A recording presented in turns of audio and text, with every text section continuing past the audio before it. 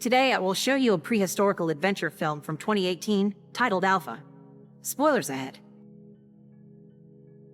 20,000 years ago in prehistoric Europe, a small group of hunters led by their leader Tao gets ready to attack a herd of steppe bison.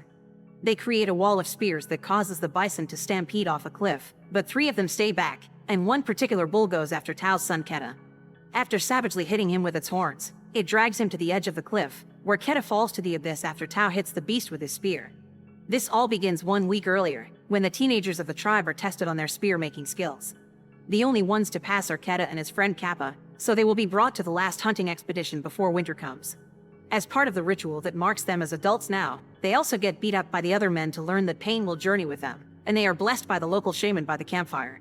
Later, while pretending to be asleep, Keta overhears Tao and his mother Ro talking.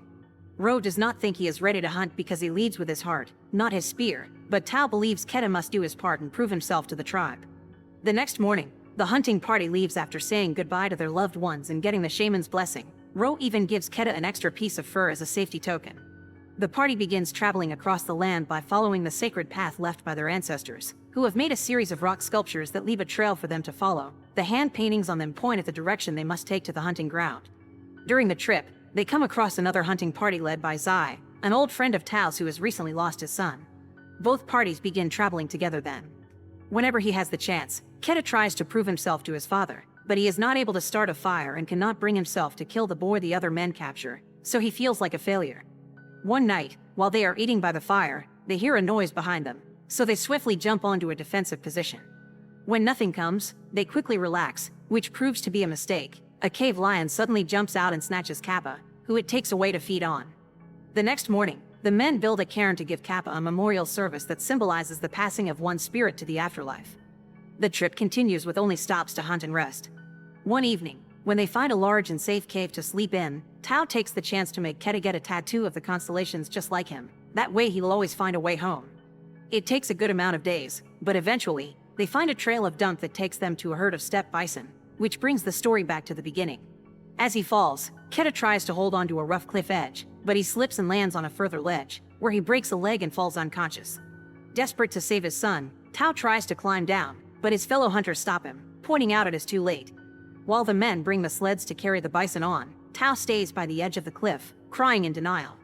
Now that their hunt has been divided equally, Shi's party leaves on their own to return to their home, so Tao's group has one last night of camping before convincing their leader it's time to move on. The following morning, Tao builds another cairn while tears of grief continue to fall. Many hours after the party is gone, a vulture lands on Keta and tries to feed on him. This makes him wake up, and after pushing the bird off him by wringing its neck, he realizes the situation he is in. Dragging his broken leg behind him, Keta tries to climb down, but there are not enough rough edges for him to hold on, and ends up hanging in there for a long excruciating moment. Soon after, a storm arrives and begins flooding the ground below him, so Keta comes to terms with what he has to do and lets go of his grip, landing in the water and falling unconscious again. When he wakes up the next morning, it has stopped raining and the flooding is gone. After drinking water from a poodle and splinting his injured foot, Keta slowly makes his way back to the top of the cliff, where he finds the memorial his father left for him.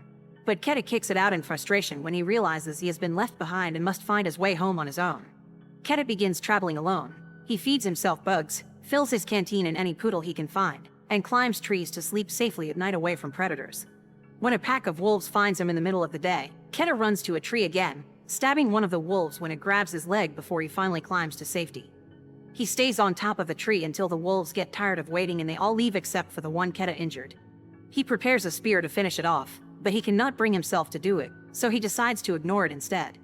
Except Keta cannot do that either. The wolf's painful whining is too much to hear.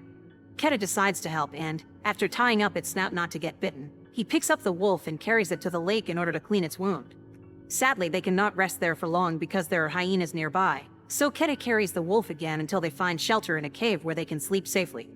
The next morning, Keta finds a mortar near a bunch of bones and uses it to create a plant salve that he applies on his foot while the wolf manages to free his snout. Seeing as the animal is behaving, Keta decides to share his water with it, which the wolf finally accepts after lots of growling. Keta goes as far as cleaning the wound with the fur his mother gave him and sharing the worms he finds with the wolf as well. But worms are not enough to keep themselves fed, so Keta finally gets brave enough to make his first hunt. He kills a rabbit with a rock and even manages to start a fire at last to cook it. The wolf tries to take the rabbit from him, but Keta quickly pushes him away, remembering the lessons about leadership his father has taught him.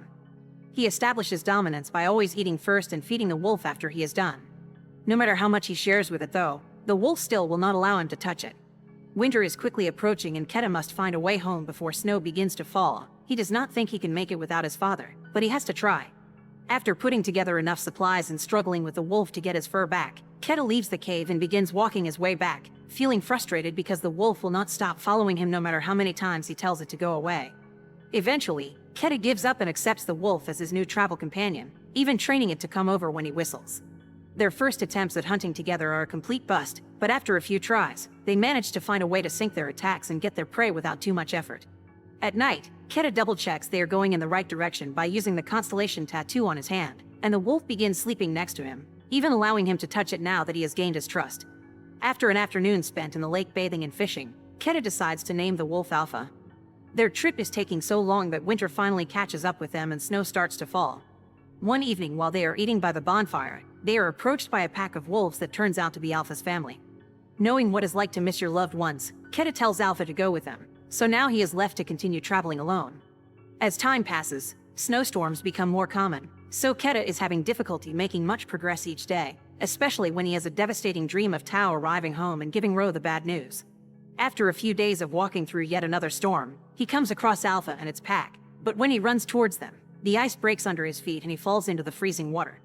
As his mother's fur and most of his equipment float away, Keta hits the ice with his knife and manages to break enough to let Alpha drag him out.